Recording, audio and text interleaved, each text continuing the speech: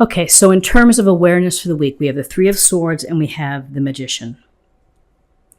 So the Three of Swords is, as you see the woman here clutching her heart. Not quite sure if I can see that, but you could see the swords here. This is a card of feeling hurt, of feeling loss, of feeling, for some you may feel devastated. It's a card of degrees. So for some it may be a really deep cutting pain. For others it may be the pain that you can't get away from. So with the Three of Swords, we've all been there where we have this, something has happened to cause us to feel hurt and to cause us to feel disappointed, devastated, depressed, whatever it is. There's a action, and then the consequence is that we feel it and we feel the pain. So whether someone has hurt you, maybe they've said unkind things about you, they've gossiped.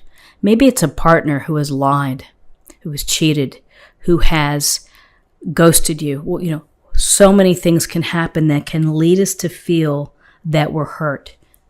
It also could be something like not getting the promotion that you thought you would be getting, all the time and energy you've put into a job, and then someone else gets what you were hoping for, and this pain is very visceral, it's very real.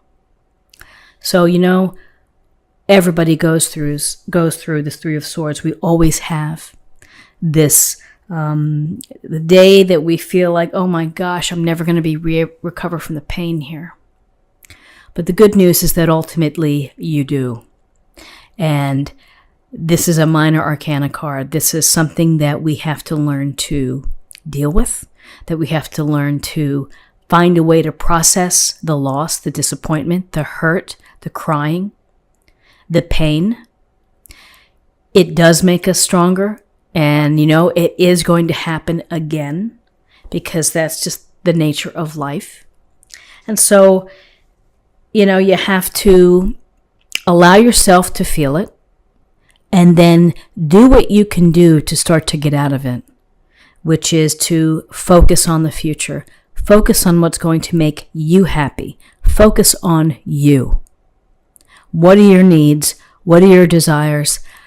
What is it that can put you in a better place? It may be step by step, but it's something that you're going to have to say, yep, this really hurt, this really stinks, but I need to move on from this.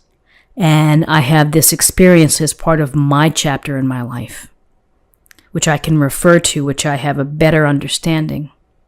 So hurt, disappointment, loss, could be lies, deception. The good news is we have, in terms of awareness, we have the Magician. And the Magician represents a new cycle and a new opportunity. And it's by you realizing all the power that you do have, and all the magic lies in your hands of what you can create and what you can use your abilities, your strengths, your talents to do. And so when you look at everything on your table, all the resources that the universe has blessed you with and that you've worked hard for, you use those, you create the alchemy, you create the magic, you spin things around in that top hat, and then you pull out the beautiful rabbit. You trust your faith and you take steps to get you into a new opportunity, a new cycle. If this is about a relationship, it's about manifesting a new relationship, more than likely a better relationship. It can be about manifesting your dreams or your desires with respect to your career, taking that extra course, being tutored by someone, being mentored. But you are in charge. You're the magician. You have this, it's your show. And you're standing out in front of the world and the crowd, and it's up to you to create, to manifest. And it's the magic within your life. And so sometimes you have to bend in different ways. You have to kind of twist and turn as the magician, and you just have to roll with it. and you have to move forward. So powerful card here with the Magician. Just the only other thing that I would drop in here is the shadow side of the Magician is someone who's manipulative, someone who is using magic for not the best purposes. And so if this Three of Swords is related to someone who manipulated you, again, that will take time to process and to move on. But try to think of the Magician in terms of yourself and of what you can do and what you can create from this point forward. So in terms of guidance, we have the Page of Wands and we have the Wheel of Fortune, major arcana. So the Page of Wands is the youthful and earnestness of the page who represents wands. And wands are about your passions. Wands are about things that make you feel enthusiastic and excited about life. And so here we have perhaps a suggestion here to take life by the hand. Don't let disappointment slow you down. This Page of Wands is, go out and live. Go out and have some fun. It's time to have some fun. Don't sit and cry every night when someone calls up and spontaneously says, let's go to a movie or let's go to happy hour. Then get out there and do it. And so the Page of Wands, it's about looking for experiences, perhaps traveling, exploring, and building the adventure within your life. It's really finding the joy in living. So allow yourself to feel that joy in living. Don't hold yourself out. This is playing your flute. It's just take time to do something that's going to make you feel good and to make you feel happy and perhaps part of a group or such. So here's this taking action. Do something for yourself that's going to make you feel fulfilled, feel happy. Then we have the Wheel of Fortune. The Wheel of Fortune, this wheel, always spinning, always in motion, just like the seasons always turn. With the Wheel of Fortune, we understand that the universe is turning the wheel and that sometimes we are on top of the wheel and the random events that happen work in our favor. There are other times when events don't work in our favor. They're less than optimal. So you have to think about how you respond to each of, how these things come and go in out of your life, the flow of events that happen, unexpected. Some are expected, some are unexpected. It's a matter of how you respond and how you react. So this week, take care or be mindful as if something new turns out, a new opportunity, something out of the blue, of how you react to it. Are you going to make it work for you? Or are you going to let it pull you down? Or are you going to get upset? So it's really a matter of how you can think about all of the movement within life. Now, on a literal level, this could suggest that maybe things are picking up, that you are getting out there, that you are having this momentum, that the pace is picking up. And finally, let's see what we have in terms of possible outcomes. We have the Five of Swords and we have the Knight of Cups. So the Five of Swords is about, it's about a battle. It's about maybe a heated discussion, some type of conflict, where someone feels that it's really important for them to make their point and to win. And the other person is either saying, I'll never win this, I'm going to walk away. This is going to ruin our friendship, it's going to ruin our relationship. Or they tried their hardest, but they didn't come out on top.